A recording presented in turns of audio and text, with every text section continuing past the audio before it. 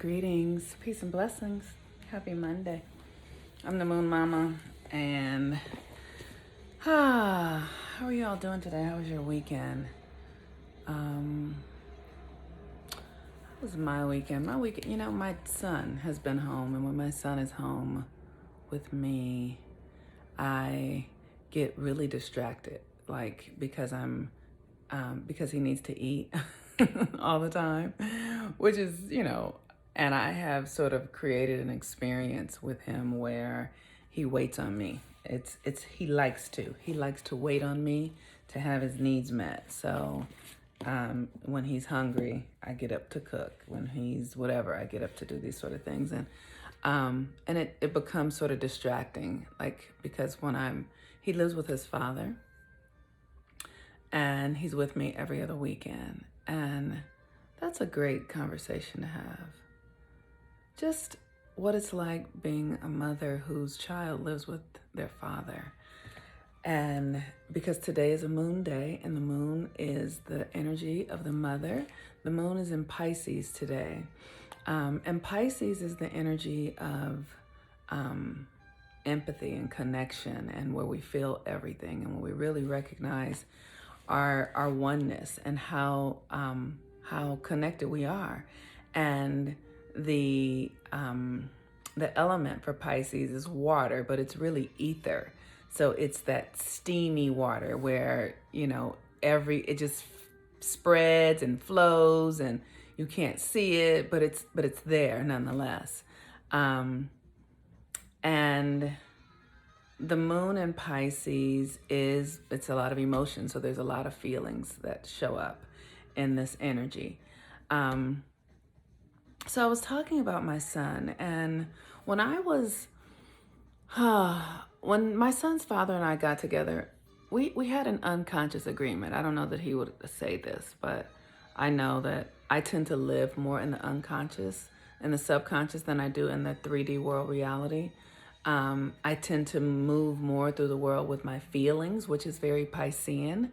I have a Pisces rising, and for those of us who have Pisces energy, we understand how you feel everything and everyone. And so when my son and my son's father and I were together, I was compelled to be with him. It is that obsession thing. What I'm starting to realize that I do this obsession thing is because something is trying to come out of the invisible through me with another person. And in this particular case, it was my son's father, and he wanted a child. And he really, really, really wanted a child, and he wanted a son more than anything. And I wanted him. It was as simple as that.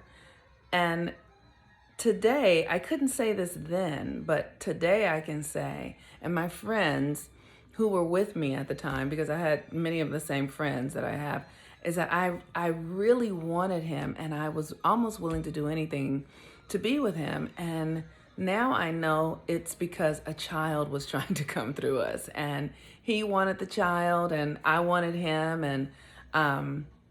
and so it was a surreal relationship. It was surreal in that I remember I dreamed about him before I met him. And in the dream, I was having a conversation with someone, and I said, name your son Gossett. And then I went to go work at this company maybe a week later, and I met this young man who was 7 years younger than me, and his name was, at the time, it was William. I can't think of his last name, but he was being adopted. At 20 something, he was being adopted by a woman, and her last name was Gossett, and he was changing his name to Gossett, and so his last name is Gossett. And when I got there and saw him, I was like, oh my God, I felt it. I was like, okay, this is something. And then the work was getting him on board. And at the time, I wasn't who I am in the way that I am now. I wasn't as developed in my spiritual gifts. I wasn't as capable of communicating. And so it became a full-on chase. It just became a full-on me chasing him and him running. And it's hilarious. So the Pisces energy is subconscious, and it governs the subconscious. So there are those of us who have this energy. We feel things, we know things, we desire things, and it's in the it's in the ethers. It hasn't come to the 3D reality yet. And so today is a day that you might be feeling, possibilities of what you desire, but you don't know how, you don't know what, it's not come into plain vision yet. And so there's some things that I do to help myself bring stuff out of the invisible and into the seen. Books, books, books, books, books, books. One of my most favorite books is a new book that I've just recently gotten, The Book of Symbols. And this book, how I use it is when I see a crow or a cricket or a particular flower or a particular tree or hear a certain sound, I go to this book and look up the meanings of these things, right? So if a crow, right? So here's if I see a crow, I will look up, do a reading on the meaning of crows and how they have influenced many cultures and how they are speaking to me. Crows mean transformation. So I hear crows all the time. They actually follow me around. It's quite fascinating. Wherever I am, I always hear crows, or they're cutting in front of me and all of that. So that lets me know that my work here is about transformation and I'm here to transform things. This is a fantastic book. Another book that I love, The Astrological Moon by Darby Costello. This is a woman who went to study the moon, to study with a tribe in Africa, and a white woman, and she just was able to embody the symbolism and ancient cultures. And this book is fantastic and really helping understanding how the moon really works and how it's influencing us. One of my favorite books, The Book of Mastery by Paul Selig. This book really changed my life. It really gave me a clear understanding of how agreements and how consciousness work on a day-to-day basis, and how simple it is to buy into beliefs and agreements and invite those energies into our lives without even knowing it, because we've been conditioned a certain way to do it. So this book changed my life.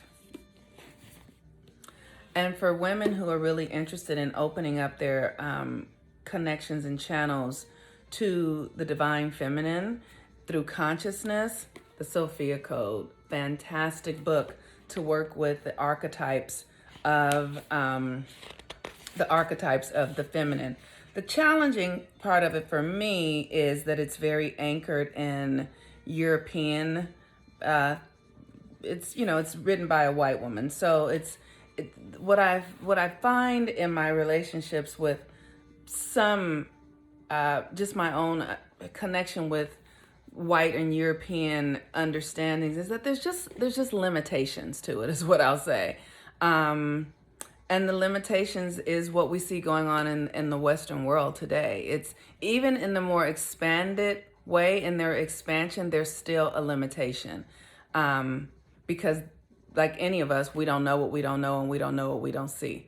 And so being in a black body and living in this country and being in environments that are black and white, I can feel the differences and the limitations of all environments, but specifically with white people. But this is a great book to start with and to open your consciousness up into embodying the deities of the feminine. So the Pisces energy is, like I said, it's psychic, it's subconscious, it requires that you get out of your 3D world reality and allow yourself to feel and trust what you're feeling. And the opposite energy of Pisces is Virgo. And so literally it's like, if you can be in your subconscious, it's like a dream energy. And then how do you anchor that energy into the 3D reality? How do you begin to live your dreams, right?